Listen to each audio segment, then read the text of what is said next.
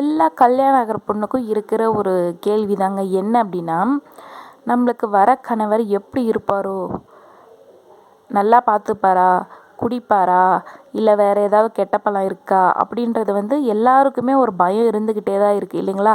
பேரண்ட்ஸாகவும் இருந்தாலும் சரி, பெண்களாக இருந்தாலும் சரி. சரி, இந்த மாதிரி நிறைய பழக்கங்கள் இருக்குது. ஓகே, இதெல்லாம் சகிச்சுக்கலாம். ஆனால் மாற்றவே முடியாத ஒரு பழக்கம், ஒரு நோய் இருக்குது. என்ன தெரியுங்களா? சந்தேகம். இந்த சந்தேகம் அப்படின்றது வந்துருச்சுன்னா நம்ம வாழ்க்கையும் சரி, நம்மளையும் சரி அழிச்சிடும். சரி, இந்த சந்தேகம் ஒருத்தருக்கு இருக்குது அப்படின்றத நம்ம தெரிஞ்சுக்கிட்டா, அந்த பயத்திலேயே மற்றவங்களுக்கு என்ன ஆகுது அப்படின்றதையும் நம்ம தெரிஞ்சுக்கணும் இல்லைங்களா? அதுக்கான கதையை தான் இன்றைக்கி பார்க்க போகிறோம். சரிங்களா?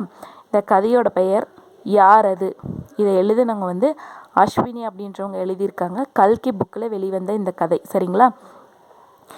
கதையை பார்க்கறதுக்கு முன்னாடி இந்த சேனலை சப்ஸ்கிரைப் பண்ணாதவங்க சப்ஸ்கிரைப் பண்ணிக்கோங்க. நான் உங்களை எஸ்எல் தகடூர் தமிழச்சி. வாங்க கதைக்குள்ளே போகலாம். நந்தினி அப்படின்றவங்க தன்னோட கை போன போக்கில் கீபோர்டில் டைப் பண்ணிகிட்ருக்காங்க. பக்கத்தில் சுமித்ரா அவளோட தோழி நந்து நந்து நந்துன்னு சொல்லிட்டு பல முறை கூப்பிட்டுக்கிட்டே இருக்காங்க.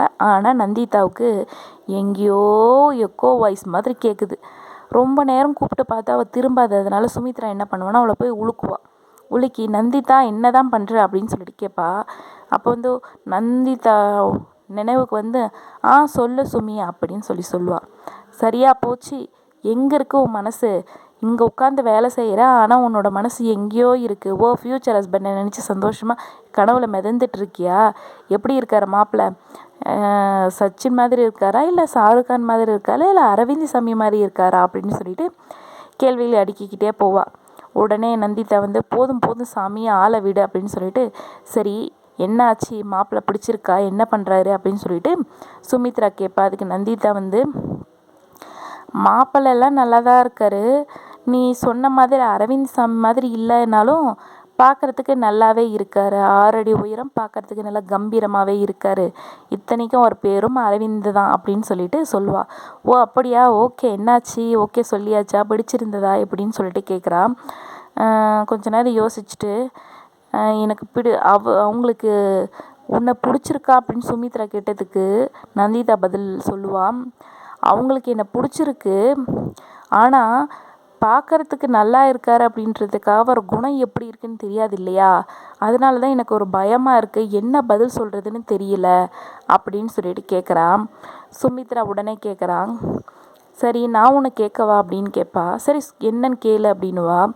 அதுக்கு நீ கூட தான் பார்க்குறதுக்கு நல்லா தான் இருக்க, உன்னோட குணம் எப்படி இருக்கோ அப்படின்னு சொல்லிட்டு அவங்க யோசிச்சாங்கன்னா என்ன பண்ணுவ அப்படின்னு சொல்லிட்டு கேள்வி கேட்பா. அதுக்கு சுமித்ரா நான் உங்ககிட்ட ஒன்று சொல்லணும், முழுமையாக இதை கேளு, அதுக்கப்புறம் நான் ஏன் இந்த பயப்படுறேன் அப்படின்றது உனக்கு புரியும் அப்படின்னு சொல்லுவாள். சரின்னு சொல்லிட்டு பொறுமையாக சுமித்ராவை சொல்கிறத கேட்பாள். என்னோட அக்கா இருக்கான்னு உனக்கு தெரியும், அவளுக்கு இப்போ தானே கல்யாணம் ஆச்சு அப்படின்றதும் உனக்கு தெரியும்ல. ஆனால் கல்யாணம் ஆன கொஞ்ச நாள்லேயே அவரோட கணவர் ரொம்ப சந்தேகப்பட்டு அவளை ரொம்பவுமே கொடுமைப்படுத்துகிறாரு. சந்தேகப்பட்டு அவரோட தேகமே பாதியாக போச்சு. எது கெடுத்தாலும் சந்தேகம், எல்லாத்துக்குமே சந்தேகம், எது கேட்டாலும் சந்தேகம். இந்த மாதிரி சந்தேகப்பட்டு அவர் இப்போ ஒரு ஜடமாக இருக்கா. வாழ்க்கையே அவளுக்கு நரகமாக போயிடுச்சு. அவரோட வாழ்க்கையே ரொம்ப நரகமாக அனுபவிச்சிட்ருக்கா. இப்போ சொல்லு, நான் இந்த சந்தேகப்படுறது நியாயமா இல்லையா அப்படின்னு. இதனால் எனக்கு கல்யாணம் அப்படின்றதே ஒரு பயம் இருக்குது.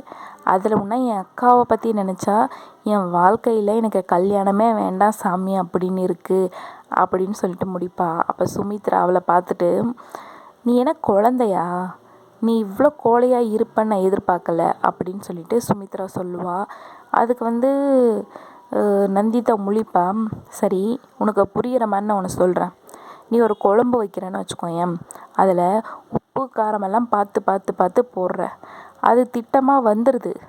ஒரு வேளை பார்த்து போட்டாலும் உப்போ காரமாக கொஞ்சம் அதிகமாகிடும் இல்லையா?